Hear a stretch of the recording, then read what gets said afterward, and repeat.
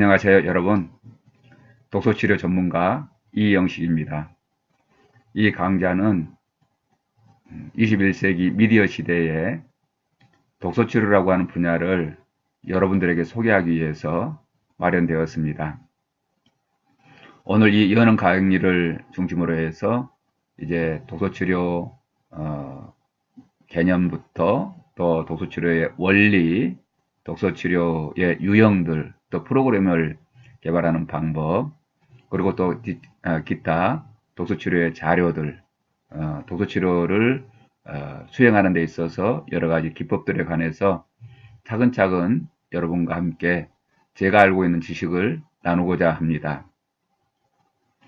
오늘 독서치료를 이제 시작하면서 그 여는 강의로 정보와 인간의 관계에 관해서 살펴보고 이 시대의 독서치료가 왜 필요하는지 또 무엇을 어떻게 하려고 하는 것인지 그 큰 어떤 방향에 관해서 여러분과 함께 생각해 보려고 합니다. 먼저 정보의 영향력을 우리가 생각해 볼 필요가 있겠는데요. 우리 인간은 정보를 유통하는 존재죠. 제가 이 정보를 유통하는 그 존재를 생각하면서 하나의 생각나는 이야기가 있습니다. 성인을 위한 동화를 많이 쓰셨던 정채봉 선생님의 어른을 위한 동화, 그 책에서 나온 이야기인데요. 그 이야기 가운데 길조가 되는 법이라고 하는 우화가 있습니다. 이야기의 내용은 이렇습니다. 어느 날 한 해가 저물어 가면서 참새들이 전깃줄에 모여서 부족의 회의를 열었답니다. 그런데 참새들이 한 해를 돌아보니까 이 사람들한테 쫓겨다니느라고 얼마나 고생했는지 참 힘들었답니다.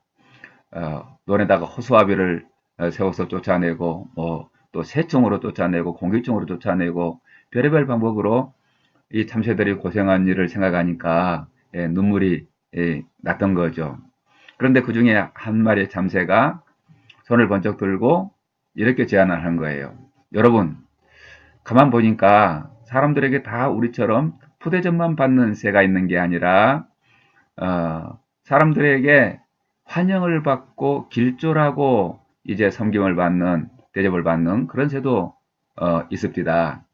그러니 오늘 사람들에게 대접을 받는 그 길조를 모셔와서 우리 한번 어떻게 길조가 되는지 강의를 들어봅시다. 이렇게 됐다는 거예요.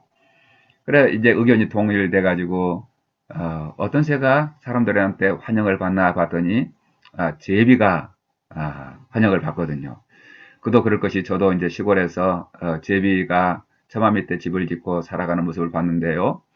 사람들이 제비가 이렇게 집을 짓기 시작하면은 그 집을 부셔버리는 게 아니라 집을 잘 지을 수 있도록 이렇게 판을 대주고 이제 도와주죠. 도와주고 그 집을 짓고 새끼를 잘 길러서 강남으로 날아갈 때까지 아무리 똥을 싸고 아무리 귀찮게 하고 아무리 울어대도 잘 보살펴 주는 거예요. 그래서 이제 만장일치로 이 제비를 강사로 모셔다가 강의를 듣게 됐답니다. 그런데 이 강사가 된 제비가 이렇게 입을 열었다는 거예요. 여러분, 길조가 되는 방법은 의외로 간단합니다. 제가 하는 말씀을 잘 들으면은 여러분도 길조가 될 수 있습니다. 제가 강남에서 와서 봄에 어느 시골집에 집을 짓고 새끼를 기르게 되었습니다. 그런데 그 시골집에 2명의 자매가 있었습니다.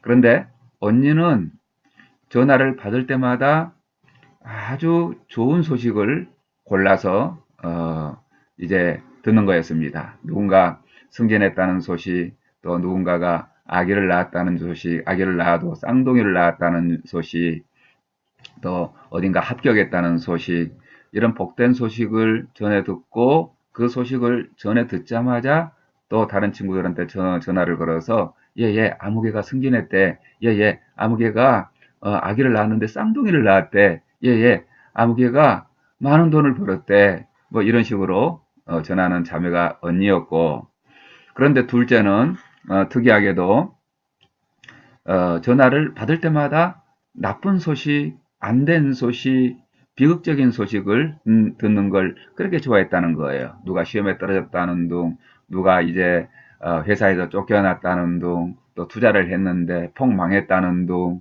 뭐 아이를 못 낳았다는 둥, 이런 식으로 나쁜 소식을 그렇게 열심히 전해 듣고 또 전화를 막 걸어가지고는 그 소식을 전하는 그런 습관이 있었다는 거예요.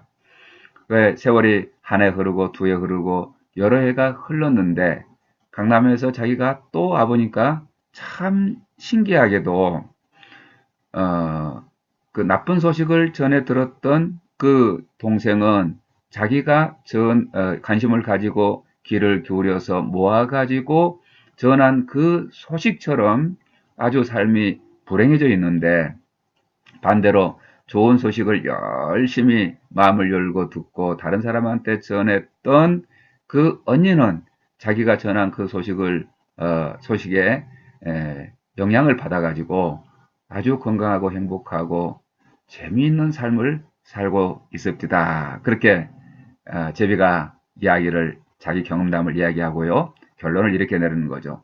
여러분, 그러므로 여러분도 길조가 되려면은 좋은 소식에 마음을 여십시오. 그리고 그 좋은 소식을 열심히 모아가지고 또 다른 동물들한테 전한다면은, 또 사람들에게 전한다면은 여러분은 어디를 가든지 대접을 받는, 환영받는 그런 길조가 될 것입니다. 그런 이야기가 있어요.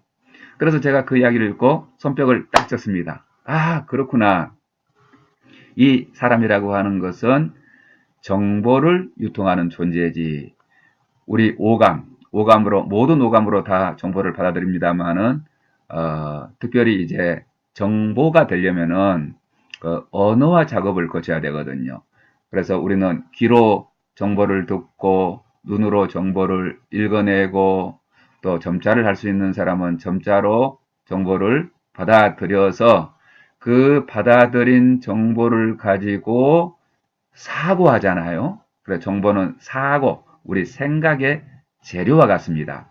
그렇게 생각을 해서 또 누군가에게 끊임없이 전달하는 그런 과정을 거치면서 살아가기 때문에 사람은 정보를 유통하는 존재다. 그런데 중요한 것은 나에게 들어오는 그 정보가 객관적이지 않다는 거예요. 고사성어의 근묵자 흙 이런 말도 있듯이, 먹을 가까이 하는 사람은 아무래도 먹물이 묻어서 옷이 검게 되는 것처럼, 우리가 관심을 가지고 유통하는 그 정보가 내 안에 들어와서 다시 다른 사람에게 전달되는 그 과정 속에 영향을 미친다는 것입니다.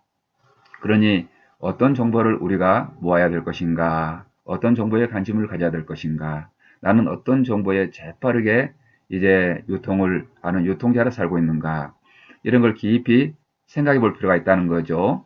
그래서 이 독서 치료라고 하는 것은 독서 행위를 통해서 사람들의 어떤 마음의 근육을 길러주고, 또 삶의 문제를 해결하고, 더 나아가서는 삶의 문제를 예방하도록 돕는 그런 상담의 한 영역인데, 독서치료는 그 인간에 있어서 독서치료적인 관점에서 인간을 볼 때 인간은 정보를 유통하는 존재다 하는 거죠. 그런데 그 정보가, 사람이 유통하는 정보가 객관적이지 않다 하는 겁니다. 아까 제가 우화에서 말씀드렸지만은, 좋은 정보를 끊임없이 관심을 가지고 이제 모아드리는 사람은 그 정보의 영향을 받아서 좋은 생각, 건강한 생각을 가지게 되고, 또 나쁜 정보를 계속 관심을 가지고 모아서 유통하는 사람은 그 정보의 영향력을 받을 수밖에 없다 하는 것이죠. 정보는 객관적이지 않다. 그러므로 우리는 평소에 좋은 정보를 내 마음속에 받아들이기 위해서 예를 써야 된다 하는 그런 말씀이죠. 그래서 조금 이 사실을 구체적으로 얘기해 보면 이렇습니다. 여기 보시다시피 사람은 자신이 유통하는 정보의 종류에 영향을 받는다 하는 거죠. 그래서 그럴까요?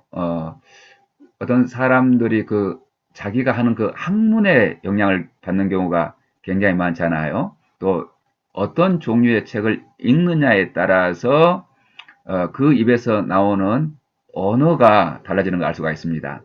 만약에 어떤 학생이 무협지를 한 100권 내지 한 1000권쯤 읽었다 하면은 평소에 그 입에서 어떤 말들이 툭툭 튀어나올까요? 예, 뭐 내 장풍을 받아라 막 이렇게 하면서 그 무협지에서 쓰는 그 상투적인 어휘들이 입을 통해서 튀어나올 수밖에 없는 것이죠.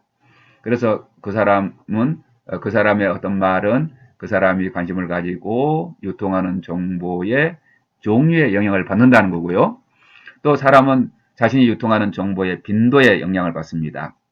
우리가 이제 책을 통해서 우리 생활상의 문제를 해결해 보려고 하는 게 독서치료라고 할 때에 어떻습니까, 여러분? 1년에 한 달간 딱 어떤 기간을 정해놓고 집중적으로 책을 보는 게 효과적일까요? 아니면은 단 하루에 10분이라도 아침이든지 저녁이든지 꾸준하게 365일 동안 그렇게 자주 책을 보는 게 효과적일까요? 예, 이것도 이미 독서에 있어서 검증이 됐는데요. 독서는 빈도의 법칙이 더 중요하다 하는 것입니다. 한꺼번에 몰아서 밥을 먹을 수가 없듯이 책도 이제 책이 독서가 마음의 양식이라고 볼 때에 매일 꾸준히 조금씩이라도 자주 이렇게 책에 접하는 것이 훨씬 더 강력한 영향력을 미치는데요. 그게 바로 독서의 빈도의 법칙 혹은 우리가 유통하는 정보의 빈도의 법칙 이렇게 말씀드릴 수가 있겠습니다. 또 사람들은 자신이 유통하는 정보의 질에 영향을 받는다는 것입니다. 그 정보가 얼마나 제대로 검증된 정보인가. 이걸 21세기에 우리가 판단하는 것은 굉장히 중요한 능력 중에 하나가 된 것 같아요. 정보화 시대에 이제 갖춰야 될 몇 가지 기본적인 소양이 있다고 하죠. 정보를 검색하는 능력, 그 검색한 정보를 선별하는 능력, 그렇죠. 그 정보의 질을 판단하는 그런 능력이 우리에게 대단히 중요한데요. 만약에 그 능력이 우리가 심각하게 손상을 입으면은 검증되지 않은 그런 정보를 우리 삶에 적용했다가 큰 피해를 볼 수가 있겠죠. 그런 정보로 투자했다가 이제 망할 수도 있겠고요. 그런 정보를 건강을 관리하는 데 따라했다가 오히려 건강을 해치는 경우도 있겠고 또 그런 정보를 질적으로 검증이 안 된 정보를 어떤 관계를 위한 그런 행위에 적용했다가 관계가 깨지는 경우도 있지 않겠습니까? 그래서 정보를 선별하는 능력 굉장히 중요하고 그리고 그 정보를 가공하는 능력, 그 가공된 정보를 활용하는 능력, 이 네 가지의 능력이 현대를 살아가는 그 정보화 시대에 인간들에게 요구되는 아주 기본적인 소양이라고 이야기를 합니다. 그래서 이 정보의 질에 영향을 받는데요. 사실 왜 우리가 책을 보나 인터넷을 보면은 뭐 대부분의 정보가 다 나오는데 왜 그래도 책인가 그렇게 질문했을 때에 저는 이렇게 대답하고 싶습니다. 인터넷을 통해서 정보를 우리가 제공받을 수 있지만은 아직까지는 그 인터넷에서 유통되는 정보는 굉장히 방대하고 신속하게 검색할 수 있는 반면에 그 정보의 질과 깊이에 있어서는 지난 5천년간 인류가 누적해온 종이책에 비해서는 아직도 현저하게 떨어지는 경우가 많다 하는 것이죠. 그렇기 때문에 아직 이 종이책과 인터넷의 정보는 어느 하나가 하나를 무너뜨리기보다도 상당 시간 동안 이렇게 동시에 발전할 것으로 저는 내다보고 있습니다. 아무래도 양질의 정보는 책에 있지 않나요? 어떤 하나의 주제에 관해서 양질의 정보가 들어있는 200쪽 뭐 내에 그런 종이책을 100권 정도 읽으면은 대부분 그 분야에 있어서는 전문가가 된다고 합니다. 또 독서는 정보를 유통하는 사회적인 소통 행위다 하는 것도 제가 말씀드렸는데요. 사람이 이처럼 정보의 종류와 빈도와 질에 아주 심각하게 영향을 받는다면은 그 독서는 정보를 유통하는 사회적인 소통 행위로서 누군가가 이제 아주 양질의 정보를 책에 담아서 이제 출판을 해줄 때에 독자인 우리는 내 관심에 따라서 그 책을 읽고 또 내 삶에 적용해서 삶의 변화를 이끌어내고 문제를 해결하고 마음을 치료하는 그런 쪽으로 가지 않겠습니까? 그런 의미에서 이제 독서는 정보를 유통하는 행위고 그 정보가 사회적으로 유통하는 그런 현상이다 할 수가 있겠죠. 뿐만이 아니라 이 독서가 이렇게 독자와 나, 현재 살고 있는 독자와 나를 수평적으로만 연결해주는 그런 소통행위가 아니라 독서는 또 종적인 연결의 체계가 되겠습니다. 인류가 이제 문자를 발명한 게 뭐 약 5천년 뭐 그렇게 되지 않습니까? 그 5천년 동안의 인류는 지금까지 모든 이 지식, 양질의 지식을 끊임없이 수천 년 동안 책에다 담아서 출판하는 그런 일을 해왔습니다. 그래서 한 도서관에, 이 작은 대학 도서관이라도 100만 권 이상의 장서가 있고요. 아마 우리 국립중앙도서관에는 수백만 권, 뭐 수천만 권의 책이 있고, 미국의 뭐 저 국회도서관이라든지 또 주립대학교 뭐 그런 도서관이라든지 그런 도서관에는 수천만 권의 장서가 꼽혀 있겠죠.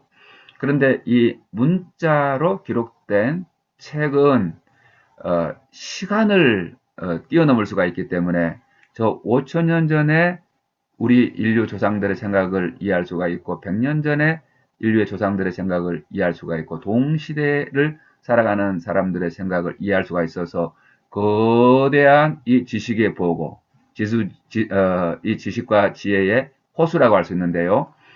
그 독서를 통해서 우리는 그 지식의 저수지에 물기를 둬서 내 삶에 흘러들게 하여서 문제를 해결하고 내 마음의 근육을 기르고 또 삶을 풍요롭게 하는 것입니다.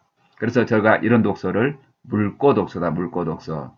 인류의 5천년의 지식의 보고, 지혜의 보고에 물기를 트는 행위가 독서다 하는 것입니다. 그런데 말입니다. 여기서 우리가 생각해 볼 것은 이 언어의 영토가 있다고 하는 걸 생각해 보게 돼요. 저는 한국말을 할 수 있고 또 영어를 독해할 수가 있고 중국말도 약간 할 수 있는데요. 만약에 제가 한국말만 할 수 있었다면은 이 지식의 보고 한국말로 쓰여진 그런 책이라고 하는 그 지식의 보고에 물기를 낼 수가 있지만 영어를 터득하는 그 순간에 이 지구상에 있는 모든 영어로 된 책을 읽어내서 내 삶에 흘러들게 할 수가 있고 만약에 중국말을 할 수 있다면은 중국의 수만 년의 그 역사 속에서 생산된 그런 책을 또 내 삶에 흘러들게 할 수 있지 않겠습니까? 이거는 이렇습니다. 독서라고 하는 것은 수평적으로도 이제 생각과 생각이 소통이 되게 하는 것이고 또 종적으로도 인류 5천년의 그 지식의 보고를 내 삶에 흘러들게 하여서 내 삶을 풍요롭고 건강하게 하는 그런 작업이다 하는 것입니다. 이게 바로 이 정보가 우리 삶에 미치는 그 영향력에 관한 것인데요. 만약에 말입니다. 우리가 언어를 미처 배우지 못해가지고 어떤 이유에서든지 좌우간 언어라고 하는 이 강력한 소통의 매체, 생각의 매체에 내가 소외됐다면은 어떤 일이 벌어질까? 그런 극단 일이 벌어지면은 이런 일이 벌어지는 것입니다. 여기 제가 인터넷에서 사진 하나를 여기 찾아왔는데요.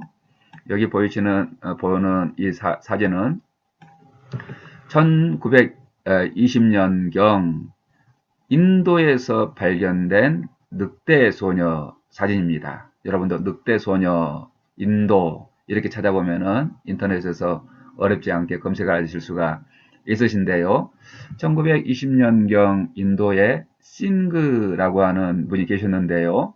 이분이 뭐 고아원을 운영했다. 그런 얘기도 있고요.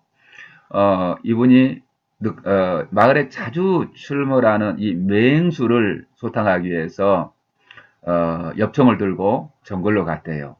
정글을 한참 헤매고 있는데 어떤 그 동굴 속에서 짐승 소리가 나는 거예요. 어린 짐승 소리 말입니다. 그래서 그곳에 맹수가 있나 하고 그 동굴 속에 가보니까 이게 어찌된 일입니까? 그 어린 늑대 새끼들과 더불어서 여기 보이다시피 어린 소녀, 몇 살쯤 되어 보이나요? 아마 서너 살, 너댓 살 되어 보이는 소녀 둘이 늑대굴에 늑대 새끼들과 함께 있는 거예요. 그래서 그 소녀들을 구해가지고 이제 옷을 입히고 사회화시키기 위해서 굉장히 노력을 했다는데요. 이 아이들이 처지가 이렇습니다. 어떤 이유에서인지 이제 정글 속에서 유기돼 가지고 늑대가 이제 기르는 그런 아이들이 됐는데요. 처음에 딱 들어가 보니까는 이 아이들이 딱 늑대의 습성을 닮아 있는 거예요. 두 발로 걷는 게 아니라 네 발로 기고 어두운 것을 무서워하고 이빨을 드러내놓고 늑대처럼 이렇게 울부짖고 또 익은 고기보다는 날고기를 좋아하고 옷 입기를 싫어하고 그 모든 그 태도가 늑대를 딱 닮아 있는데 안타깝게도 첫째는 몇 개월 살지 못하고 요절하고 그 둘째를 이제 사회화시키려고 노력을 많이 했대요. 그래서 친구들을 만들어주기도 하고 말을 가르쳤는데 몇백 단어, 아마 7, 800 단어인가요? 그 단어 이상을 아무리 가르쳐도 그 넘어가지 못하고 결국에는 그 둘째마저 요절했다 하는 그런 이야기를 접할 수가 있습니다. 그렇기 때문에 다른 동물들은 어떻습니까? 그 본능에 따라서 한 99%가 좌우된다고 생각이 돼요. 거미는 어머니한테 배우지 않아도 거의 본능적으로 꽁무니에서 거미줄을 빼가지고 아주 멋지게 거미줄을 치는 방법을 알고 이제 들판을 뛰어다니는 그런 초식 동물들은 태어나자마자 몇 초 혹은 몇 분 안에 벌떡 일어서서 엄마들을 쫄쫄 따라가고 풀을 뜯어먹고 살아가는 그런 본능의 세계지만 우리 인간은 여백이 굉장히 많은 그런 상태로 또 머리가 아직도 덜 성숙된 그런 상태로 태어나서 10년, 20년, 뭐 30년 가까이 이게 점점 더 양육하는 기간이 길어지는 것 같지 않습니까? 오랜 세월 동안 언어를 통해서 정보를 내 안에 받아들여야 수십 년간에 걸쳐서 인간다운 인간, 사회에 나가서 자기 역할을 하는 인간으로 다시 태어난다고 하는 점에 있어서 다른 동물들과 인간이 얼마나 차이가 나는가 하는 점에 대해서 우리가 깊이 생각해 볼 점이 있습니다. 독서치료는 독서행위란 정보를 유통하는 사회적인 행위, 그 행위에 기초해서 사람의 문제를 예방하기도 하고, 사람의 문제를 또 해결하기도 하고, 자기 자신을 관리하기도 하고, 더 나아가서는 자기 삶을 행복하고 건강하고 의미 있게 가꾸도록 돕는 그런 분야이기 때문에 정보와 인간의 관계를 깊이 생각해 볼 필요가 있다 하는 점을 말씀드립니다. 자, 그러면 이제 정보의 영향력에 관해서 설명을 드렸고요. 그러면은 이 독서를 통해서 사람을 변화시키려고 하는데 이미 우리는 정도의 차이 있지만은 인간이면은 대부분의 사람들이 이 독서의 경험을 가지고 있지 않겠습니까? 그런데 굳이 어떤 독서 치료 전문가, 독서 지도 전문가, 독서 코칭 전문가, 학습 전문가, 교육 전문가 이런 책을 매개로 활동하는 모든 종류의 사람들, 작가를 비롯해서 독자들까지 이 사람들이 도대체 어떻게 책을 보면 좋을까? 그 가장 기본적인 어떤 방향에 관해서 점검해 볼 필요가 있다 하는 것입니다. 그러면은 이 방향을 점검하고자 할 때는 이 나침판이 있어야 되잖아요. 지도와 나침판이 있어야 되는데, 저도 이제, 초등학교에 들어간 이래로 지금까지 꾸준하게 책을 읽어온 사람인데요. 저의 독서를 한번 이 독서 치료를 공부하면서 점검해 보게 되는 계기가 됐습니다. 그러면 방향을 점검하기 위해서 우리가 나침반과 같은 그런 틀이 필요한데,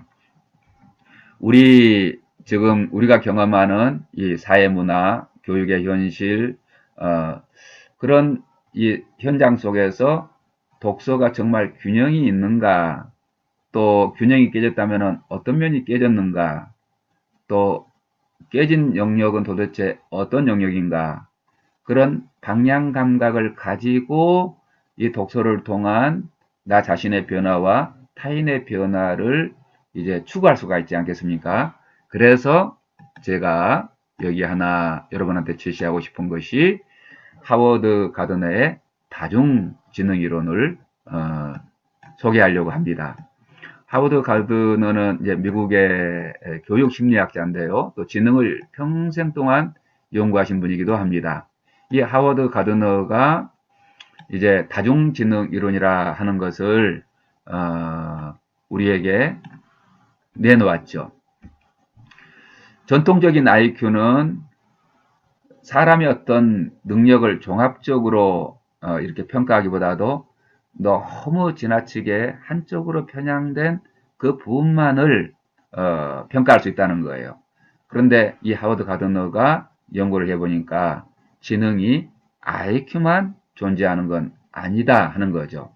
그래서 이게 수십 년 전에 하워드 가드너가 다중지능 이론을 이제 교육계에 제시한 이래에 수없이 많은 토론을 거쳐서 이제 지능으로 인정받는 6개의 지능이 있습니다. 그 6가지의 지능에 관해서 한번 차례대로 살펴보려고 하는데요. 먼저 이 그림에 보시다시피 여기 언어지능이 있습니다. 언어지능. 여기 보이시죠? 언어지능. 그리고 두 번째는 논리 수학지능이 있고, 세 번째 공간지능, 네 번째가 자연 친화지능, 다섯 번째가 신체 운동지능, 여섯 번째가 음악지능, 또 하나 둘 셋 넷 다섯 여섯 일곱 번째 자기이해지능, 그리고 마지막으로 대인관계 지능도 있더라 하는 거죠. 자, 그러면 이 틀을 가지고 저와 여러분이 경험한 이 교육 과정을 한번 대충 거칠게 진단해 보자고요. 그리고 우리 가정에서는 어떤지, 또 우리 사회 전체적인 맥락 속에서는 어떤지, 그런 걸 한번 진단해 보고 싶은데, 언어 지능을 개발하기 위해서 여러분이 학교에서 배웠던 그 과목들이 어떤 것이 있었나요? 예, 그렇습니다. 가장 대표적으로 국어가 있겠죠, 국어. 그 다음에 뭐가 있습니까? 외국어가 있죠. 뭐 영어라든지 일어라든지 프랑스어라든지 뭐 중국어라든지 기타 이 외국어. 외국어를 통해서 언어 지능을 이제 개발했고, 또 독서를 통해서 언어 지능을 개발했죠. 국어라든지 외국어, 영어 국어 얼마나 오랜 시간 동안 얼마나 많은 시간을 할애했습니까? 그래서 학교는 언어 지능을 개발하는데 매우 강조점을 두고 에너지를 쏟고 있구나. 그런 걸 우리가 알 수가 있죠. 자, 그 다음에 이제 수리 논리 지능입니다. 논리 수학 지능입니다. 논리 수학 지능은 어떤 과목을 통해서 이게 우리가 개발을 해왔을까요? 예, 그렇죠. 당장 직접적인 연관이 있는 것은 수학이 되겠고, 오랜 시간 동안 수학을 공부하셨죠. 또 수학을 기반으로 한 여러 가지 과목들도 다 관련이 있겠습니다. 이과 계통의 과목 말입니다.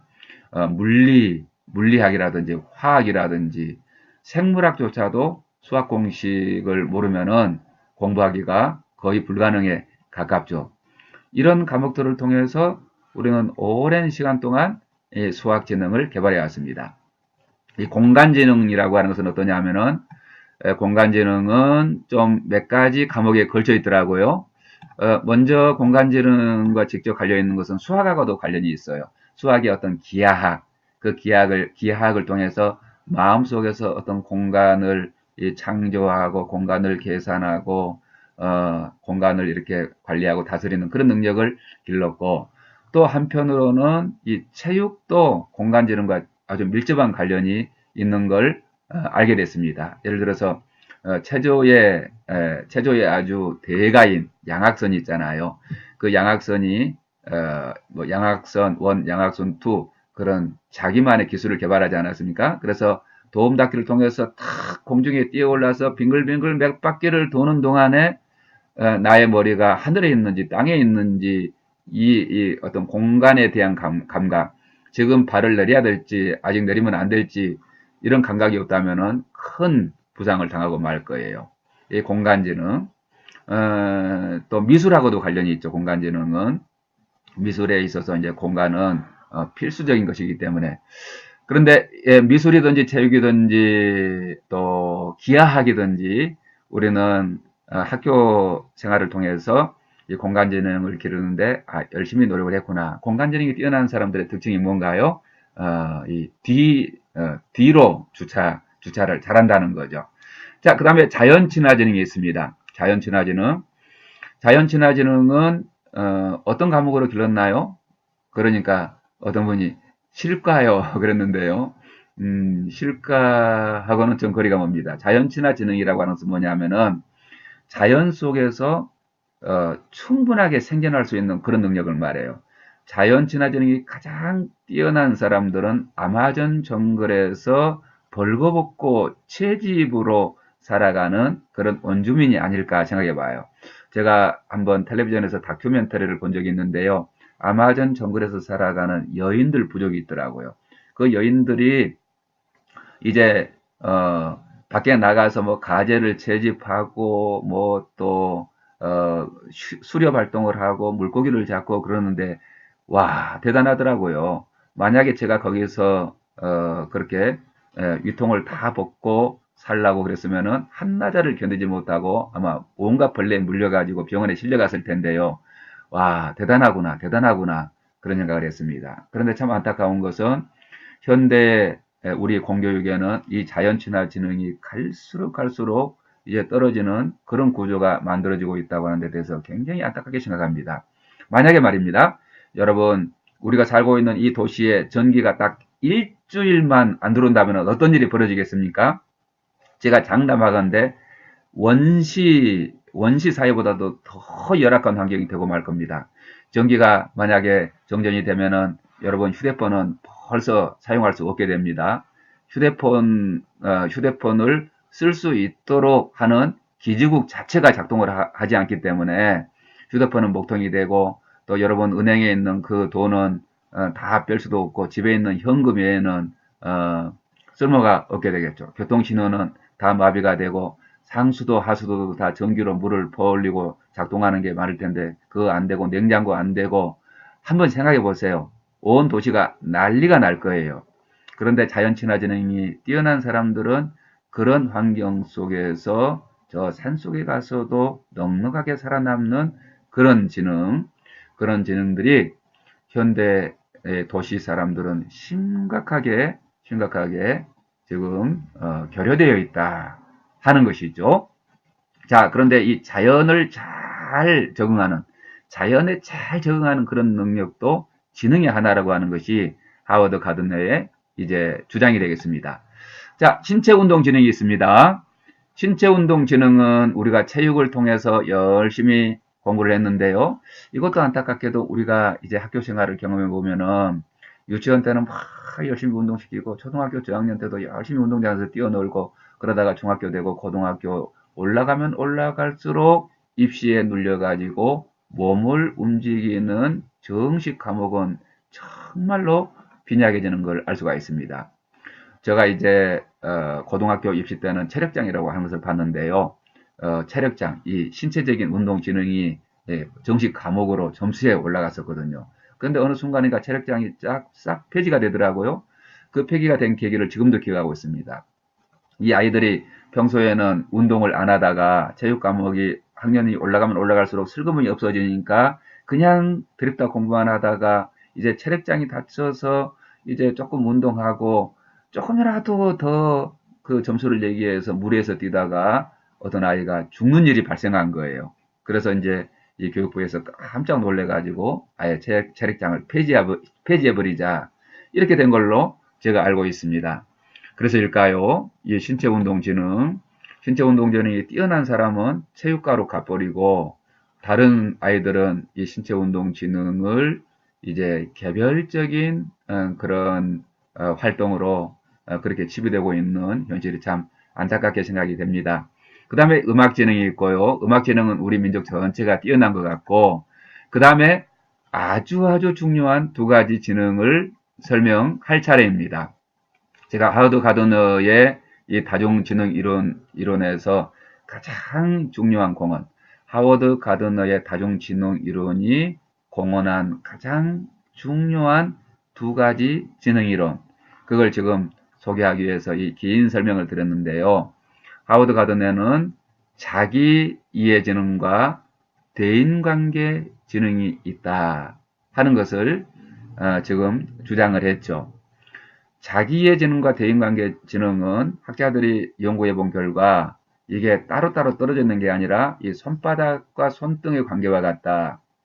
다시 말해서 자기 이해 지능이 뛰어난 사람은 대인관계 지능도 높고 대인관계 지능이 뛰어난 사람은 자기를 이해하는 지능도 높아서 하나의 능력을 자기를 위해서 사용하기도 하고 대인관계 쪽으로 사용하기도 하는 것이다. 그래서 이 지능의 방향만 다를 뿐 그 본질은 같다. 이렇게 보는데요. 그러면은 자기의 지능이란 어떤 하위 요소가 있는가 그걸 설명드려야 되겠는데요. 이 자기 이해 지능에는 우선 셀프 컨트롤이 들어갑니다. 예, 자기 통제, 자기 마음을 관리하고 자기 정서를 관리하고 자기 욕구를 관리하고 자기 어떤 꿈을 관리하는 그런 능력 있잖아요. 자기 자신의 이 마음은 에너지의 세계이기 때문에 그 에너지가 정서를 일으키기도 하고 욕구를 일으키기도 하고 동기가 되어서 우리를 이제 움직이게 만드는 원동력인데요. 그런 욕구들을 적절하게 잘 관리하는 셀프 컨트롤 능력, 그리고 자기 성찰 능력, 자기 성찰 능력, 잘못한 것만 아는 게 성찰이 아닙니다. 자기의 강점은 무엇인지, 자기의 약점은 무엇인지, 자기는 앞으로 무엇을 해먹고 살 사람인지, 이런 것 말입니다. 자기에게 고쳐야 될 것은 무엇인지, 발전시켜야 될 것은 무엇인지, 자기를 차분하게 성찰하는 자기 성찰 그런 능력, 또 자기 삶을 계획하는 능력도 이 자기의 지능으로 넣고 있습니다. 삶의 설계가 여러분은 되어 있는지요? 앞으로 10년 후에, 20년 후에, 30년 후에 내가 90대가 되었을 때, 내가 100살이 되었을 때, 현대인들은 거의 대부분 다 100살을 사는 시대가 됐는데요. 이 노년기에 나의 삶은 어떠해야 될지, 누구하고 어떻게 어디서 살아야 될지, 또 마지막 나의 순간은 어디서 어떤 모습으로 맞이할지, 그런 삶에 대해서 잘 디자인할 수 있는 그런 능력까지를 포함해서 자기의 지능이라고 부르죠. 자, 이렇게 자기 이해 지능을 관계를 이제 관리하는 데 사용하면 대인관계 지능인데요. 대인관계 지능이라고 하는 것은 다른 사람에게 공감할 수 있는 능력, 또 다른 사람 말을 경청하는 그런 능력, 다른 사람을 배려하는 그런 능력, 또 눈치코치, 내가 앉아야 될지 서야 할지 어떻게 행동해야 될지 그 상황을 잘 파악해서 적절하게 처신하는 그런 능력, 또 한 국가와 한 사회의 시민으로서 어떤 권리와 의무를 잘 이해하고 대처하는 능력까지 이 대인관계 능력이라고 하죠. 그런데 이 자기 이해 지능과 대인관계 지능을 지능의 지능이라고 부르기도 합니다. 왜 지능의 지능이라고 하느냐? 어떤 사람이 이 자기 이해 지능과 대인관계 지능이 현저하게 부족하다면은 다른 어떤 큰 성공으로 나아가기 어렵다는 거예요. 예를 들어 가지고 신체 운동 지능이 뛰어나가지고 어떤 축구도 잘하고 농구도 잘하고 배구도 잘한다고 칩시다. 그렇다 할지라도 자기를 잘 관리하고 대인관계가 원만하지 못하다면은 그 재능을 꽃피워내는 데는 가는 곳마다 탁탁탁 막혀가지고 꽃피워내지 못한다는 거예요. 예를 들어서 유명한 그런 스포츠 선수들 있잖아요. 스케이트라든지 축구라든지 야구라든지 뭐 배구라든지 이런 뛰어난 선수들은 예외 없이 운동신경만 발달한 게 아니라 자기의 지능과 대인관계 능력이 어느 정도 뒷받침이 되는 사람들이다. 그래서 자기의 지능과 대인관계 지능이야말로 지능의 지능이다. 이렇게 말씀하는데, 자, 그러면 제가 한번 질문을 드려보겠습니다. 우리는 지난 초중고 12년 동안 대학을 포함해서 16년간 교육을 받은 사람들, 또 졸업한 이후에 어떤 개인적인 평생 교육의 경험을 통해서 자기 이해 지능과 대인관계 지능을 개발하기 위해서 얼마 정도의 과목과 학습으로 공부했는가, 그걸 자문자답을 할 때에 저의 경우에는 있잖아요. 거의 없었던 것 같아요. 예를 들어서 초중고 시절에 자기 감정을 잘 다스리는 방법, 이런 과목이 있었던가요? 또 자기 생애 설계, 이런 과목이 혹시 있었나요? 자기 욕구 관리, 이런 과목이 있었습니까? 분노를 건강하게 해소하는 방법, 이런 과목, 또 스트레스를 관리하는 방법, 슬픔을 건강하게 표현하는 방법, 어떻습니까? 자기 욕구를 관리하는 방법, 자기 스스로 동기부여를 하는 방법, 이런 자기의 지능이야말로 지능의 지능이라고 하는데, 이런 건 정식 교과서로 체계적으로 저는 배워본 적이 없습니다. 이제 좀 세상이 달라져서 우리나라에서는 이제 인성교육 촉진법 이런 걸 통과시켰죠. 그래서 이제 법률적인 틀을 만들어주고 국가와 지자체와 시민사회가 협력해서 이런 자기이해 지능과 대인관계 지능을 길러가는 사회를 만들도록 판은 짜놨습니다만은 이게 공교육 체계 속에서 이제 체계적으로 실현되려면은 아직도 많은 시간이 필요하지 않나 싶고요.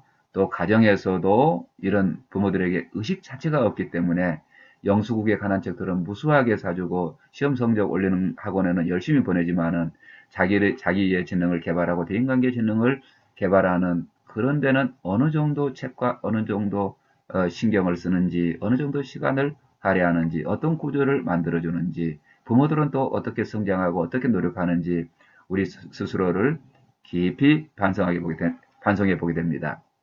대인관계 지능도 마찬가지죠. 저는 1987년도에 결혼을 했는데요. 우리 아내에 대해서 전혀 공부를 안 하고 결혼을 했어요. 그렇죠? 다시 말해서 저는 남성인데 남성성이 상당히 강한 그런 성향의 사람이고, 우리 아내는 여성성이 상당히 강한 그런 성격의 소유자인데요. 서로 남성이 여성과 어떻게 대화를 하는지, 여성이 남성과 어떻게 대화를 하는지, 부부관계의 어떤 신뢰관계는 어떻게 만들어가야 되는지, 그런 데 대한 공부를 전혀 하지 않고 딱 결혼을 하고, 그때부터 이제 시행착오를 겪으면서 이제 하나하나 배워가니까 얼마나 많은 시간이 걸리고 얼마나 많은 시행착오를 겪고 거기에서 얼마나 많은 실수를 했겠습니까? 그런데 초중고 시절에 어떤 남녀 간의 의사소통하는 방법, 대인 간의 어떤 신뢰관계를 쌓아가는 좋은 방법, 이런 걸 몇 과목이라도 공부하고 실습하고 또 더 많은 독서를 하고 결혼했다면은 제가 장담하건대 3년 싸울 걸 3개월에 끝낼 수가 있고, 3개월 싸워야 될 것을 3일이면 끝낼 수 있었는데 하는 그런 안타까운 마음이 듭니다. 그래서 독서 치료라고 하는 것은 다른 것이 아니고요. 이미 우리 인류에게 독서의 경험이 있고, 이 강의를 들으시는 여러분에게도 개인적으로 많은 독서의 경험이 있을 겁니다. 그 독서의 경험을 계속 살려서 그 방향을 영수국 전문성을 기르는 쪽으로만 독서를 활용할 것이 아니라 자기 이해 지능을 개발하고 대인관계 지능을 개발하는 쪽으로도 한번 독서를 해보자라고 방향을 제시하는 것입니다. 이 부분이 얼마나 중요한지, 다시 말해서 이 자기 이해 지능과 대인관계 지능, 그걸 다 합쳐서 21세기에 뭐라고 부르고 있습니까? 예, 그렇죠. EQ라고 그렇게 부르기도 하죠. 이모셔널 쿼티언트 이렇게 부르기도 하는데요. 이 EQ, 이 정서적인 능력, 대인관계 능력은 도대체 어떻게 길러지는가? 여기에 대한 종단 연구도 있습니다. 그 종단 연구는 제가 어디에서 감명 깊게 읽었냐면은 여기 보시다시피 김주환 교수님께서 쓰신 회복 탄력성이라 하는 그런 책에서 아주 인상 깊게 읽었는데요. 김주환 교수님도 그런 지적을 합니다. 우리 이 현대 사회의 어떤 커리큘럼, 교육 과정 속에서는 언어를 기르고 수리 능력을 개발하고 전문가로서 어떤 기능인으로서 기르는데 초점이 맞춰져 있어가지고 개인적인 그런 자기 성찰 능력이라든지 대인관계 능력이라든지 EQ를 기르는 그런 데는 되게 커리큘럼이 빈약하다. 그런데 그게 동양과 서양과 마찬가지다. 그렇게 지적을 하고 있습니다. 그래서 그런데 우리가 일생 동안 살아가면서 우리 삶을 떠받치는 어떤 기둥과 같은 내공 있잖아요. 내공. 이 마음에도 근력이 있거든요. 우리 몸에도 기초 체력이 있잖아요. 기초 체력이 어느 정도 받쳐줘야 약을 먹어도 약발이 받는 거예요. 보약도 그 기초 체력이 받쳐주지 않으면 독이 돼버리고 맙니다. 감기약조차도 독이 될 수가 있어요. 그 기초 체력, 마음에도 그 기초 체력이 있는데 그 마음의 기초 체력을 이 김주환 교수께서는 회복 탄력성 이런 개념으로 이 책에서 소개를 하고 있습니다. 회복 탄력성이라고 하는 것은 우리가 어떤 삶을 살다가 역경을 당했을 때에 그 역경에서 불끈 일어서려고 하는 그 탄성 있잖아요. 탄성이 가장 강력한 물질이 고무줄이라고 하는데 고무줄은 이렇게 느리면은 다시 복원되려고 하는 복원력 있잖아요. 위로 튕기면은 다시 복원되고 아래로 늘어뜨려도 다시 복원되고 그 복원력, 마음의 항상성, 본래 그 마음으로 돌아가려고 하는 아무리 충격을 받아도 다시 평상심으로 돌아가려고 하는 그 마음의 탄력성이 있는데 그 탄력성이 이게 튼튼할수록 그 탄력의 정도가 높을수록 그 사람은 역경에서 잘 일어나고 자기 위로 능력이 아주 뛰어나게 잘 개발되어 있고 건강한 삶을 살 수 있다. 이런 얘기인데요. 그러면은 그 회복 탄력성을 도대체 어떻게 발견했나 하는 것에 대해서 이 김주환 교수님께서 카우아이 섬의 이 종단 연구를 소개하고 있습니다. 그 부분을 제가 한번 읽어드려 볼까 하는데요. 이렇습니다. 카우아이 섬. 카우아이 섬의 이제 종단 연구, 그 부분을 제가 읽어 볼 텐데요.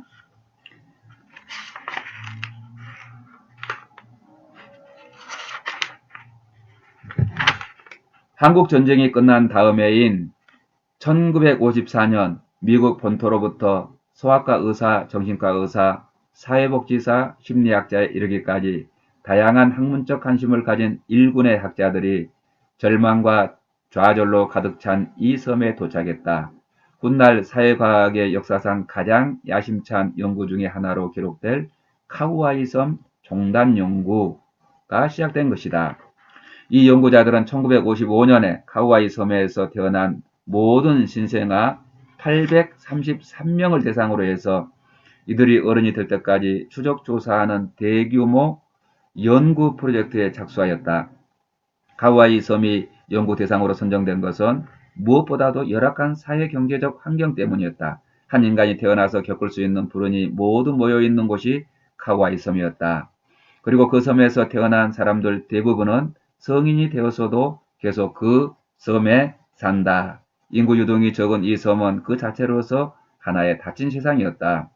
연구자들은 1955년 한 해 동안에 카우아이 섬에서 태어난 모든 신생아를 연구 대상으로 삼았다. 사실 이 아이들이 태어나기도 전에 이미 조사 대상이 되었다.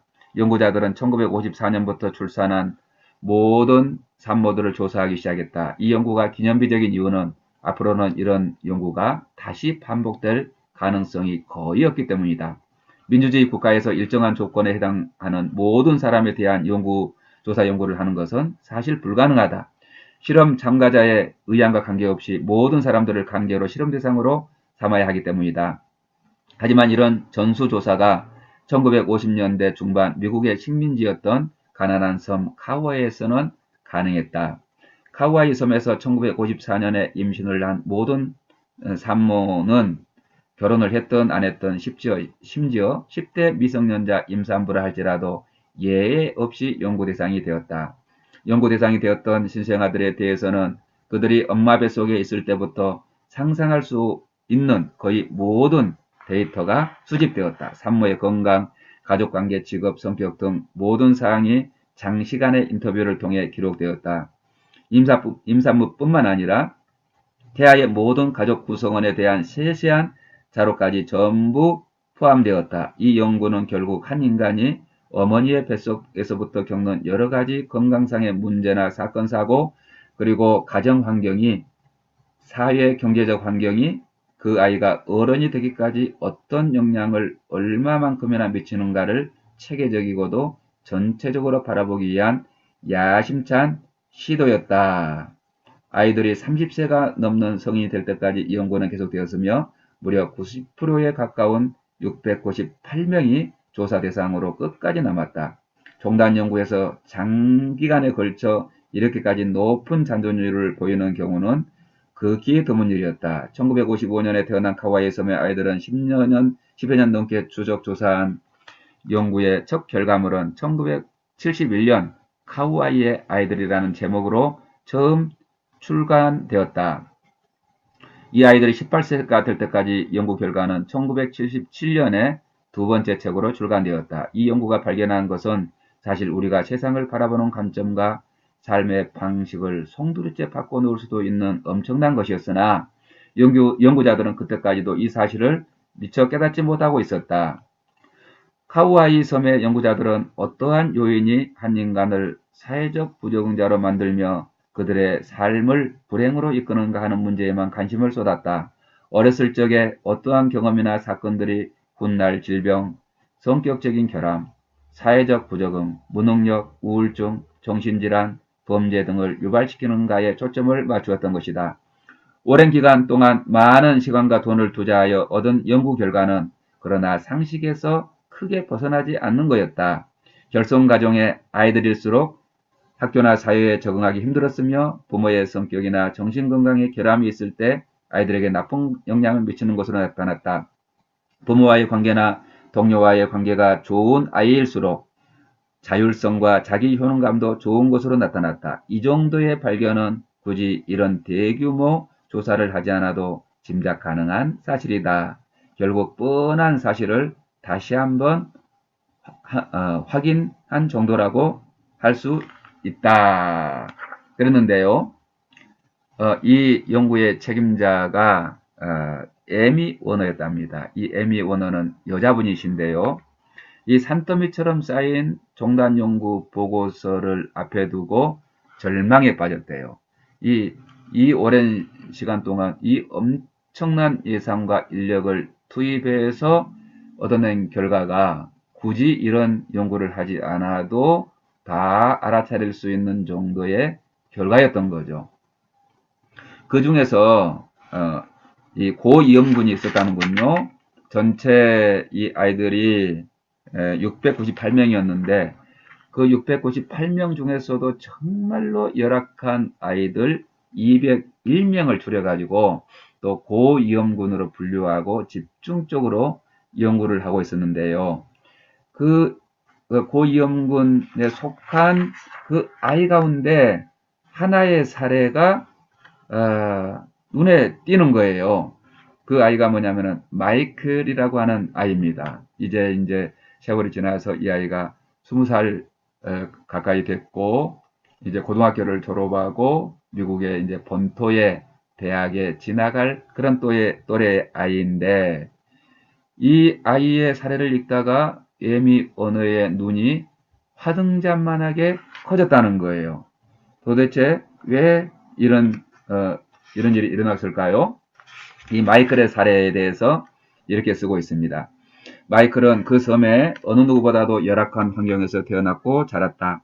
마이클이 태어날 당시 그의 어머니는 16세의 앳된 일본계 소녀였고 아버지는 19세의 필리핀 소년이었다. 10대 소녀였던 마이클의 부모는 마이클이 태어나기 3개월 전에야 겨우 결혼하게 된다. 물론 양쪽 집안에서 심한 반대가 있었으나 우여곡절 끝에 결혼하여 마이클을 낳게 된다. 마이클은 태어날 당시 2kg밖에 되지 않는 미숙아였고 태어나자마자 3주 동안 시설도 열악한 군대 병원의 인큐베이터에 보내야만 했다. 마이클이 엄마와 함께 퇴원해서 집으로 돌아왔을 때 그의 아버지는 집에 없었다. 한국 전쟁 말기에 징집되었던 마이클의 아버지는 2년이나 더 복무한 후에 집으로 돌아왔다. 마이클이 10살이 되었을 때 그에게는 동생이 셋이나 생겼다. 하지만 그 무렵 그의 부모는 결국 이혼하게 된다. 20대 중반이 된 그의 엄마가 마이클과 동생들을 모두 버리고 섬을 떠나버린 것이다. 마이클의 엄마는 그 후 다시는 섬으로 돌아오지 않았다. 마이클의 아빠는 아이 넷을 데리고 할아버지 집에 얹혀 살았다. 마이클의 아빠와 할아버지는 사사건건 갈등을 빚었다. 집안 분위기는 엉망이었다. 이쯤 되면 마이클은 약물 중독자나 소년범 아니면 적어도 사회 부적응자가 되어야 한다. 그것이 상식에 맞는 것 아닌가? 그래야만 이 거대한 연구의 기본 가설이 유지될 수 있다. 에미 오너 교수의 눈에 마이클은 이 거대한 연구의 기반이 된 상식에 온몸으로 저항하고 있는 것처럼 보였다. 결과적으로 마이클은 에미 오너의 상식을 완전히 무너뜨렸다. 이제 막 18세를 넘긴 마이클은 놀라울 정도로 밝고 총명한 매력적인 청년으로 자라 있었다. 성적은 초등학교 이래 늘 상위권이었고 독서력도 늘 자기 학년의 수준을 넘었다. 고등학생이 되었을 때 그의 성취도는 상당했다. SAT 점수는 미국 상위 10% 안에 들었으며 학교 성적은 대부분 A였고 전교 속차 역시 10위 안에 들었다. 뿐만 아니라 학교에서 교우관계도 원만해서 동아리 대표와 학생회장으로도 선출되었다. 마이클은 미국 본토의 유명 대학의 장학금을 받고 합격한 상태였다. 그는 장차 교사가 되리라는 구체적인 진로 계획도 갖고 있었다. 그는 자신의 삶에서 벌어지는 모든 일들은 자신이 노력한 결과라고 굳게 믿고 있었다. 성격도 긍정적이며 자율적이고 도덕적이었다. 마이클은 행복해 보였다. 마이클은 세상의 모든 부모와 학교 교육이 만들어내길 원하는 이상적 청년이었다. 에미 워너는 마이클의 자료를 다시 점검해 보았다. 자료 조사는 철저했다. 다만 마이클은 상식에 반하는 경우였을 뿐이다. 마이클은 마치 그에게 닥친 모든 역경을 극복한 것처럼 보였다. 마이클은 에미 오너로 하여금 이 연구를 전혀 새로운 관점에서 다시 보게 만들었다. 에미 워너 교수는 마이클의 모든 기록과 인터뷰를 읽고 또 읽었다. 도대체 어떻게 이런 일이 가능한 것일까? 에미 워너 교수는 당연히 마이클의 경우가 아주 예외적인 것이라고 생각했다. 그런 놀랍게도 이런 사례는 마이클뿐만이 아니었다. 이런 사례가 하나 정도 혹은 두세 개 정도 있으면은 통계적으로 600명이 넘는 건수에서 예외로 취급할 수도 있잖아요. 그래서 에미 워너 교수가 혹시나 마이클과 같은 사례가 더 있나? 우리가 놓친 아이는 없나? 하고 꼼꼼하게 살펴보니 세상에 72명이나 마이클과 같은 똑같은 아이들이 있었던 거예요. 그것도 고위험군 201명 중에서 말입니다. 그래서 이 에미 오너 교수는 연구의 질문 자체를 아예 바꿨대요. 질문을 다시 한 거예요. 이것은 에미 오너 교수에게 풀기 힘든 커다란 문제를 제기했다. 어려운 환경 속에서도 마이클이 훌륭한 청년으로 성장할 수 있었던 비밀은 도대체 무엇일까? 도대체 무엇이 케이나 메리로 하여금 마이클과 같은 청년들이 그렇게 열악한 환경에도 불구하고 가정이 깨어지고 부모는 또 제 역할을 못하고 그렇게 열악한 가정 환경 속에서 어떻게 그렇게 모든 부모들이 기르고 싶은 모범적인 아이들로 자랐지? 그 요인이 뭐지? 이렇게 질문했더니 대답이 나왔어요. 여러분, 뭐겠습니까? 예, 그렇죠. 회복 탄력성이 높았다는 거예요. 예, 역경을 불끈 딛고 일어서려고 하는 이 마음의 근육, 정신의 항상성, 정신의 그런 탄력성, 그 탄력성이 매우 높은 아이들이라고 하는 것을 발견했죠. 그런데 그 탄력성이 높구나. 그렇게만 말해버리면은 이게 또 질문이 꼬리에 꼬리를 물고 일어나지 않습니까? 그러면 도대체 그 탄력성은 어떻게 길러졌는데 당연히 그렇게 질문을 했어야 되죠. 이렇게 질문했더니 또 대답이 나왔어요. 이 74명의 열악한 환경 속에서도 멀쩡하고 건강하고 밝게 자란 이 청년들에게 한 사람도 예 없는 하나의 공통점이 있었는데 그 공통점이 뭐냐면은 기댈 언덕이 있었다 하는 거예요. 기댈 언덕, 기댈 언덕. 그 기댈 언덕은 이런 거죠. 가정이 그 역할을 해주지 못하니까 이 아이들 그 주위에 그게 고모든 삼촌이든 이모든 그 가족들 중에 또 학교 선생님이나 어떤 종교 공동체의 그런 사람들이나 그 주위에 이 아이들을 있는 그대로 수용해주고 사랑해주고 관심을 가져주고 목욕탕도 함께 가지고 같이 식사해주고 그 아이들을 존중해주는 딱 한 명 이상의 누군가가 있었다 하는 거예요. 그래서 김주환 교수님께서는 그 한 사람을 기댈 언덕이라고 불렀고, 우리는 이 세상에서 태어나서 나 자신을 소중한 존재로 인식하고 또 수용하고 그걸 바탕으로 해서 자존감을 쌓아가는 데 있어서 그 단 한 사람이 필요하다 하는 것을 알 수가 있죠. 그래서 이제 그러면은 어떻게 할 것인가? 어떻게 독서할 것인가? 혼자 독서하기보다는 이렇게 수용적인 독서 공동체를 만들어야 되겠구나. 이 점에 대해서는 제가 자차 강의를 통해서 독서 치료가 사람을 변화시키는 원리 가운데 굉장히 소중한 하나의 요소가 수용적인 독서 공동체, 서로 지지하고 칭찬하고 격려하고 삶의 모델이 되어주고 무슨 말을 해도 무슨 생각을 해도 그걸 비판하지 않고 나의 고유한 생각으로 나의 느낌으로 존중해주는 그런 공동체 속에서 독서를 해야 사람이 변화되는구나 하는 걸 깨닫게 해준 책이 바로 이 책입니다. 그렇죠? 기댈 언덕이 되어 있어야 되겠구나. 책을 읽는데 혼자 읽기보다도 기댈 언덕, 그 기댈 언덕이 한 사람일 수도 있지만은 독서 공동체면은 더 강력하겠구나. 그걸 제가 깨달았다고 하는 거 아니겠습니까? 그래서 지금까지 한 말씀을 제가 정리해 보면은 하워드 가든너가 말하는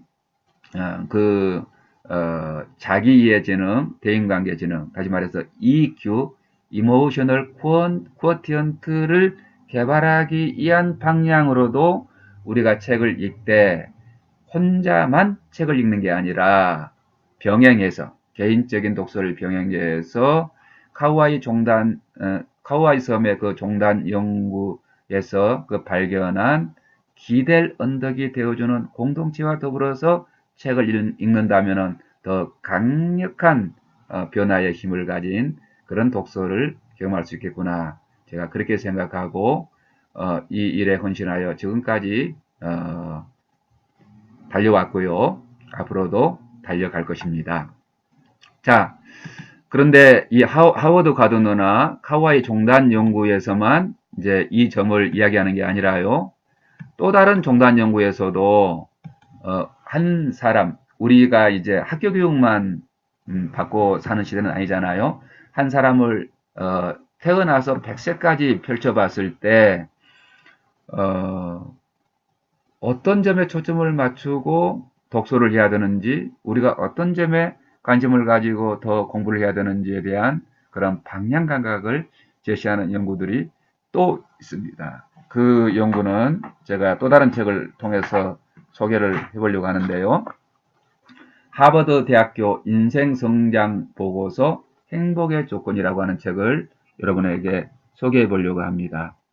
우리는 이제 초중고 12년 동안, 대학교까지 4년 동안, 16년 동안 영어, 수학, 국어에 초점을 맞춘 그런 교육을 받고, 이제 어떤 사회에 나가서 자기 밥벌이를 할 수 있는 사람, 사회에 공헌할 수 있는 사람, 전문성을 가지고 한 사람의 사회 구성원으로 또 직업인으로서 준비되어서 한 30년 정도 또 일을 해요. 그런데 30년 일을 하고 나서 뭐 60대 초중반 후반까지 이 사회에서 이제 은퇴를 하게 되는데요. 은퇴를 한 다음에도 어떻게 되겠습니까? 무려 30년, 40년의 시간이 또 주어지게 되는 거예요. 우리가 30살까지 산다고 생각해 보세요. 굉장히 긴 시간이잖아요. 그런데 그에 못지않은 시간이 또 주어지게 되는데, 이 하버드 대학교 이제 종단 연구를 통해서 이런 연구를 해본 겁니다. 도대체 노년기의 삶, 노년기에 행복하고 건강하고 의미 있고 충만한 삶을 살아가는데 어떤 요인이 결정적으로 중요하냐, 그거 연구했어요. 그걸 무려 60년이나 연구했다는 거 아닙니까? 1921년도에 하버드 대학생들, 하버드 대학교 뭐 평균 IQ가 135 이상이었대요. 그러다가 이제 이 하버드 대학교 천재 학생들만 연구한 게 아니라 이너시티 집단이라고 그래가지고요. 1930년부터 또 연구를 하기 시작했고, 터먼 여성 집단이라고 그래서 이 여성 집단은 제가 다시 정정하겠습니다. 하버드 대학교 그 천재 집단은 1921년생이고요. 조금 이제 낮은 지능의 여성 집단을 또 추가로 했는데요. 이 집단을 이너시티 집단이라고 하고 평균 출생 연도가 1930년도고요. 터먼 여성 집단이라고 그래가지고 이제 여자 천재 집단을 또 연구하기 시작했는데 이 여성의 평균 출생 연령이 1911년생이랍니다. 1921년생, 1930년, 1911년생 이 세 그룹을 21세기가 될 때까지 집요하게 연구해서 그 최종 보고서가 행복의 조건이라고 하는 이 책으로 출간되게 되었습니다. 이들을 이제 쭉 평생 동안 따라가면서 도대체 한 사람의 삶에 어떤 요소가 행복을 좌지우지하지? 이렇게 질문을 했는데요. 처음에 이 종단 연구를 시작하는 사람들의 가정은 이랬대요. IQ가 높을수록 장년기, 청년기, 장년기, 노년기를 거치면서 행복할 거다. 그런 가정을 가졌는데 그 가정이 오래 가지 않아서 완전히 무너졌대요. 어떤 영어, 수학, 국어, 영어, 수학, 국어, 이게 이제 IQ의 구성 요소잖아요. 거기에 공간 요소까지. IQ의 구성 요소는 이렇습니다. 언어 지능과 수리 지능과 공간 지각력, 이 세 가지를 합쳐서 IQ라고 하는데요. 이 IQ하고 노년기의 행복한 삶하고는 상관관계가 전혀 없었다고 하는 그런 결론이 나온 거예요. 그러면은 상관이 없다 이렇게만 해버리면은 그 연구가 너무 허망하잖아요. 그래서 질문을 이렇게 바꾼 거죠. 그러면은 노년기의 행복한 그 삶의 요소는 어떤 게 있는가? 도대체 무엇이 인간의 어떤 요소가 노년기의 삶에 결정적으로 중요한가? 그걸 찾아냈는데요.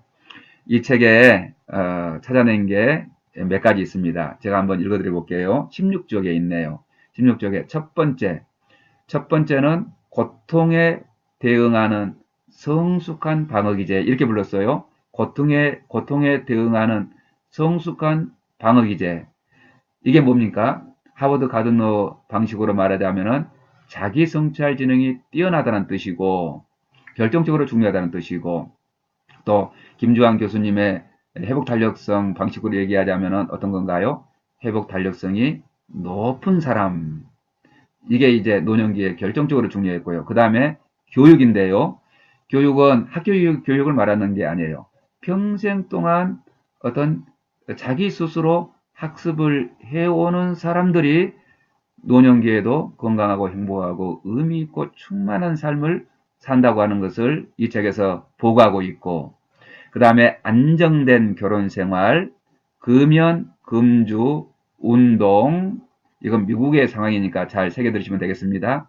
알맞은 체중, 너무 지나친 그런 초비만으로는 노년기에 행복한 삶을 살 수 없는 게 너무나도 당연하겠습니다. 이 책에서 이제 요약해 보면 이렇습니다. 노년기의 건강한 삶이라고 하는 것은 자기 이해 지능과 대인관계 지능이 핵심이로구나. 자기 이해 지능이라고 하는 것은 고통에 대응하는 성숙한 방어 기제이고, 대인관계라고 하는 것은 안정된 결혼 생활과 어떤 친구를 사귀는 능력이고, 또 금연, 금주, 운동 같은 것은 자기를 관리하는 그런 능력에 속하기 때문에 이거 역시 자기 이해 지능이로구나. 그래서 지능의 지능인 이 EQ라고 하는 것은 학교 생활에서는 측정도 하지 않고 가르치지도 않기 때문에 그냥 괜찮은 학생이네 라고 지나치는 정도겠지만, 나이가 먹으면 먹을수록 노년기에서는 결정적으로 한 사람의 행복과 불행을 좌지우지하는 핵심적인 요소이다 하는 걸 말씀드리는 것입니다. 그래서 이 독서 치료는 평생 동안 책을 통해서 이 학교에서 가르치지 않는 것, 또 내게 어떤 결손이 생긴 그런 지식들 있잖아요. 자기 이해 지능과 대인관계 지능을 평생 동안 자기 스스로 개발해 갈 수 있도록 돕는 활동, 또 공동체적으로 돕는 활동이 독서 치료의 큰 줄기요 방향이라고 말씀드릴 수가 있습니다. 특별히 이제 오늘 현대사에 있어서는 이 인구 구조하고도 아주 밀접한 관련이 있어요. 인구 구조가 이렇게 취약화되면서 우리에게 이제 많은 문제들이 발생하게 되죠. 그러면 궁금합니다. 우리 대한민국의 어떤 커리큘럼이나 또 세계 여러 나라들의 교육 과정을 보면은 왜 이렇게 EQ에 초점을 맞추지 않았을까? 자기를 관리하고 자기를 이해하고 또 대인관계와 사회성을 기르는 것이 지능의 지능이고, 그렇게 한 인간의 삶에 죽을 때까지 중요한 요소라면은 그게 영어 수학을 공부하는 정도만큼이라도 우리 커리큘럼 속에 들어와서 그걸 가르치는 교사들을 사범대학이나 교육대학에서 양성하고, 또 그런 커리큘럼을 개발해서 학교에서 체계적으로 이 능력을 개발해야 될 텐데 왜 이런 게 빠졌지? 우리 사회는 왜 이렇게 영수국 중심으로 지능 개발적으로 기능 중심으로 흘러갔지? 이렇게 생각해 볼 때에 거기에는 이 인구 구조와 밀접한 관련이 있는 것입니다. 한번 인구 구조를 볼까요? 인구 구조를 보면은 여기 보면은 한국인의 평균 수명에 관한 통계표를 제가 통계청에서 가져왔는데요. 여기 보시면은 이래요.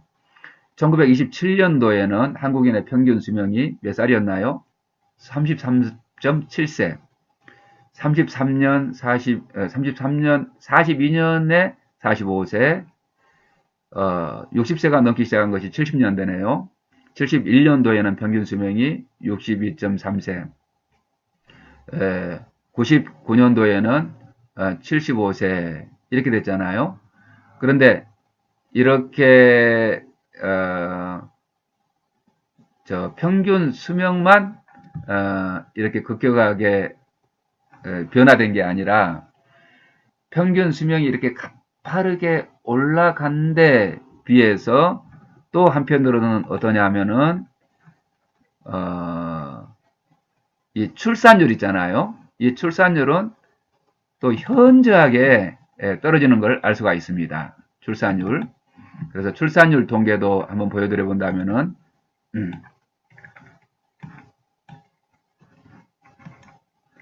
여기 제가 복사해서 여러분한테 이건 꼭 보여드려 보고 싶어요. 이 통계는 이건 여기 잠시 줄여놓고요. 출산율 통계.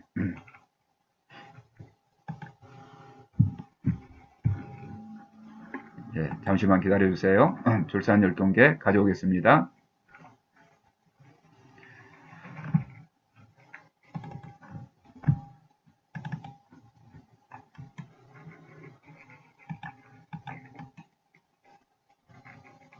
예, 여기 있습니다.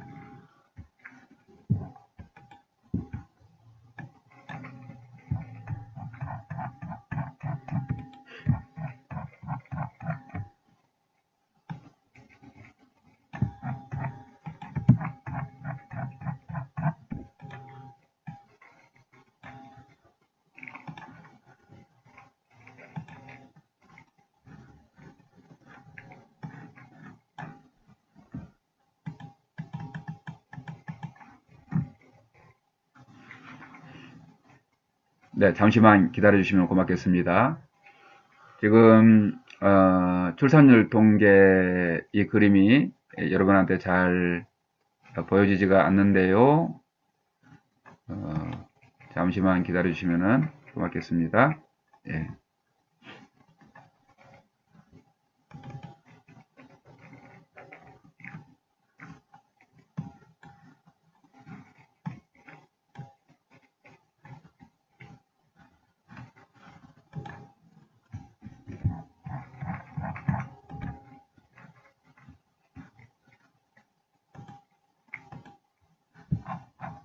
예, 제가 읽어드리는 게 빠를 것 같습니다. 출산율 통계 읽어드립니다. 지금 상황이 어떠냐 하면은 1970년대까지만 해도 우리나라 출산율이 4.53이었습니다. 대충 5명 정도가 됐죠. 75년도에 오면은 3.47명, 1980년도에 오면은 2.83명, 1985년도에 1.67명으로 내려가더니 2005년도에는 1.08명, 그리고 2000년대 이후에도 2명을 회복하지 못하고 있습니다. 자, 그러면은 그게 도대체 무슨 상관이란 말입니까? 우리의 삶과 출산율이 어떻게 연관이 된단 말입니까? 이렇게 질문한다면은 이렇습니다. 출산율이 높을 때는 어떠냐 하면은 이 대인관계 능력이라든지 또 자기 조절 그런 능력을 자연스럽게 기를 수가 있다는 거예요. 다시 말해서 예를 들어서 만약에 아이가 둘이라면 어떻게 될까요? 아이가 둘이라면은 너하고 나의 이게 쌍방 관계밖에 형성을 할 수가 없죠.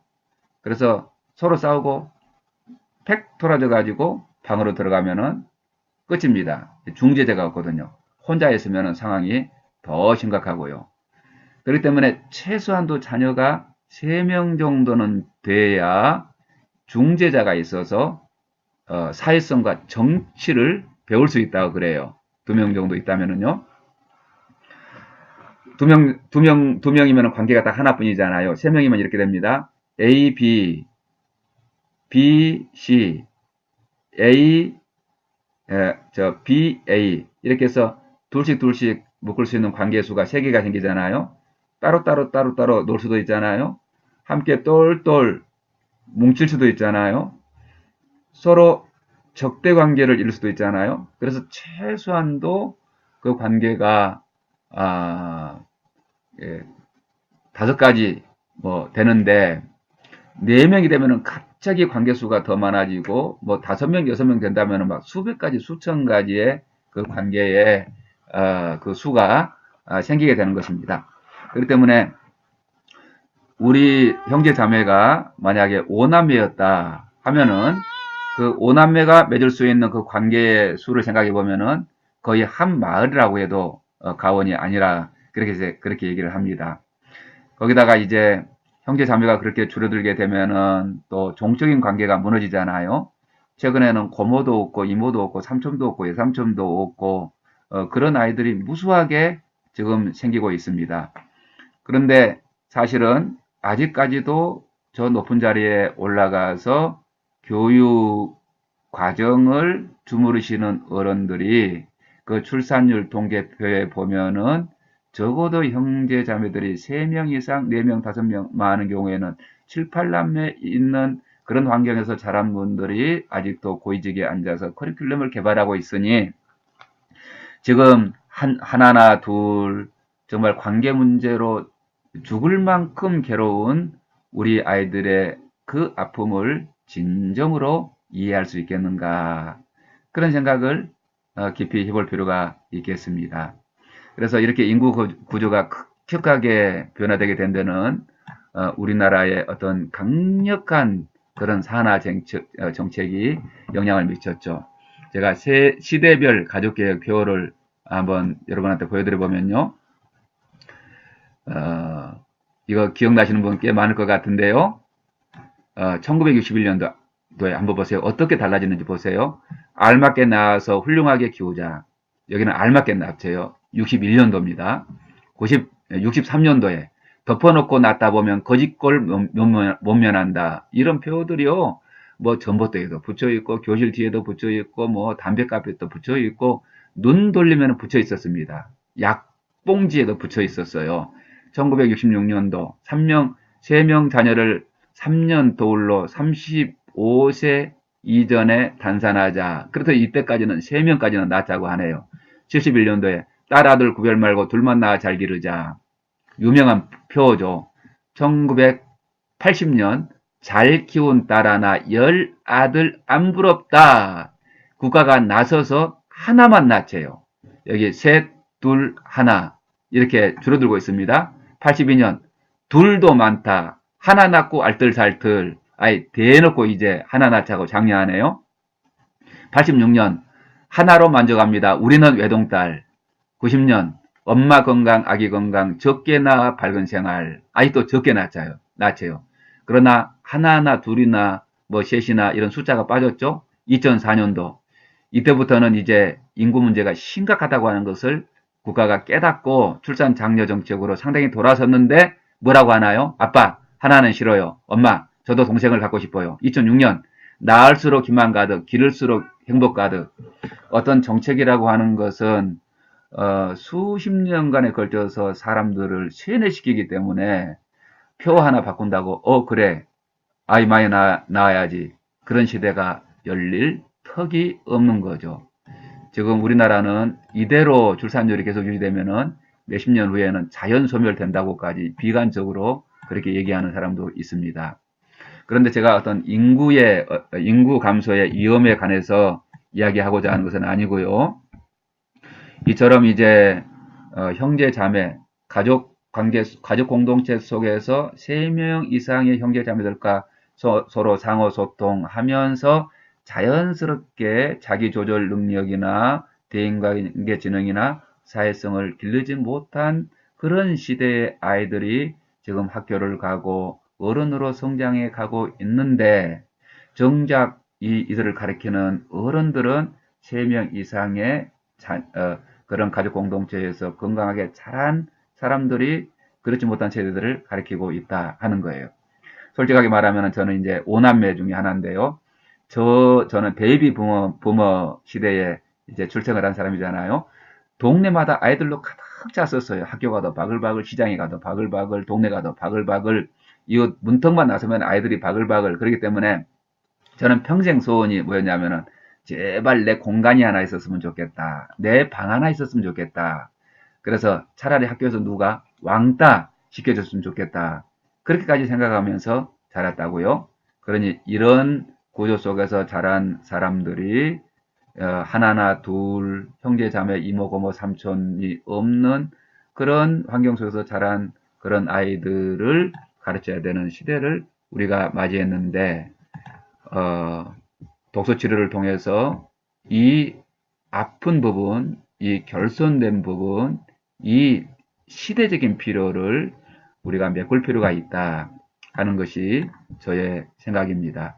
그런데 독서치료는 이제 공부해 보시면 알겠지만은 책을 통해서 마음의 근육을 기르고 자기를 성찰하고 또 자기 삶을 계획하고 좋은 정보를 받아들여서 다른 사람들한테 유통하는 그 유통 과정을 통해서 그 정보가 주는 좋은 영향력을 받아들이고 또 대인관계를 기르고 사회성을 기르고 이 문명에 적응하는데 정말로 뛰어나고 검증된 그런 방법이거든요.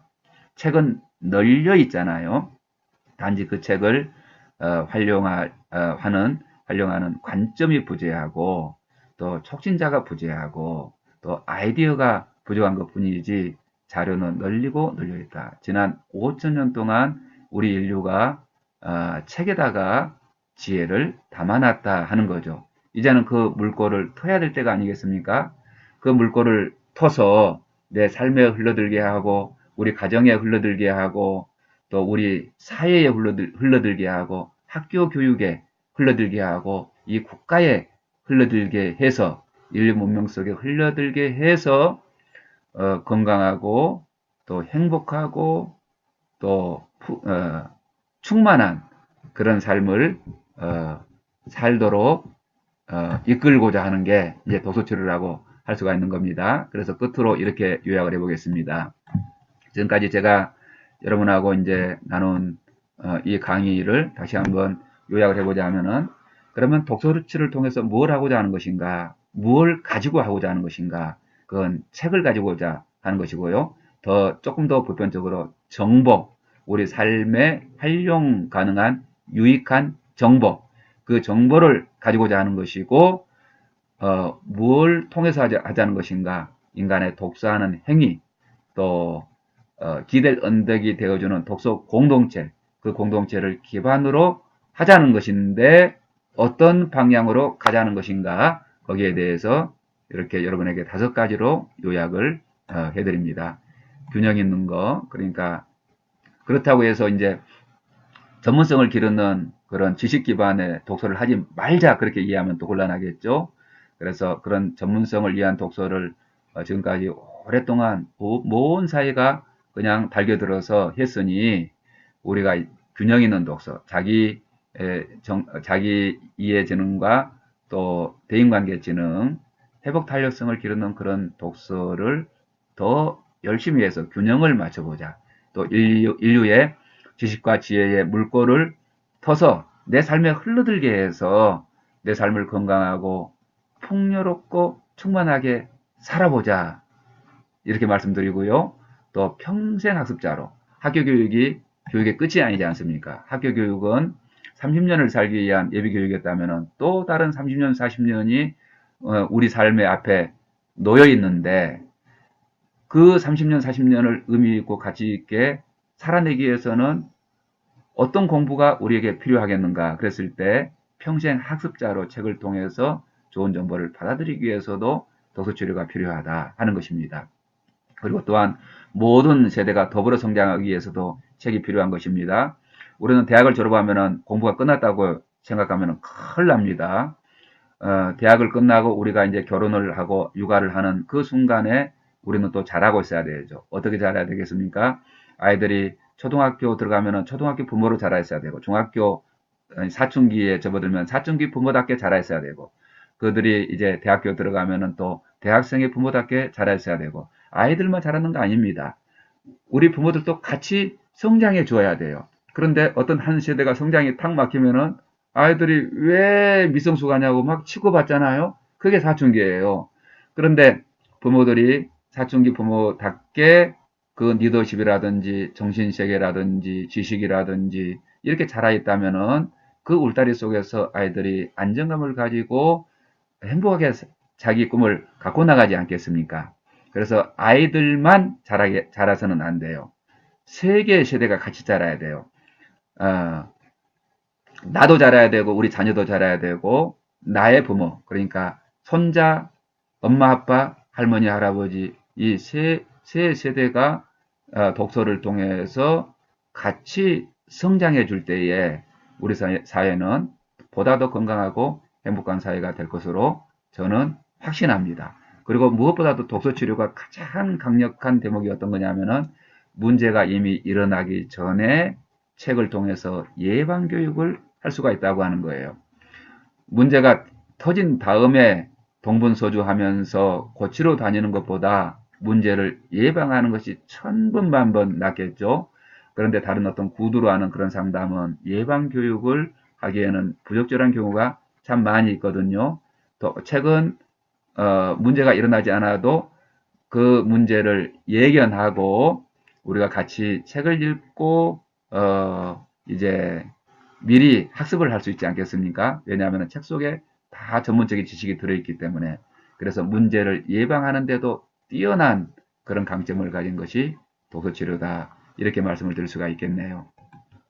오늘은 제가 이제 전체적으로 독서치료의 강의를 열면서 정보와 인간의 관계에 관해서 여러분과 함께 생각해 보았습니다. 다시 한번 요약해 보면은 정보는 우리가 유통하는 그 정보는 객관적이지 않다. 정보의 종류와 질과 빈도에 심대한 영향력을 입는다. 특별히 우리 어떤 인격을 형성하고 회복 탄력성을 기르며 자기성찰지능과 대인관계지능, 사회성을 기르는 분야의 책을 꾸준하게 읽어나가게 되면은 우리가 노년기에도 행복한 삶을 살 수 있다 하는 것에 대해서 말씀을 드렸고요. 마지막으로 독서치료가 지향하는 점을 여러분과 함께 나누었습니다. 앞으로 이제 전개되는 강의에서 독서치료란 도대체 어떤 학문이고 어떤 원리로 사람을 변화시키는지 그 구체적인 것에 대해서 공부를 하겠고요. 또 독서치료를 어떻게 전개해 나가는지 그 과정과 기법에 관해서 프로그램에 관해서도 여러분과 함께 나눌 계획입니다. 여러분 만나서 반가웠습니다. 지금까지 독서치료 전문가 이영식이었습니다. 다음 시간에 뵙겠습니다.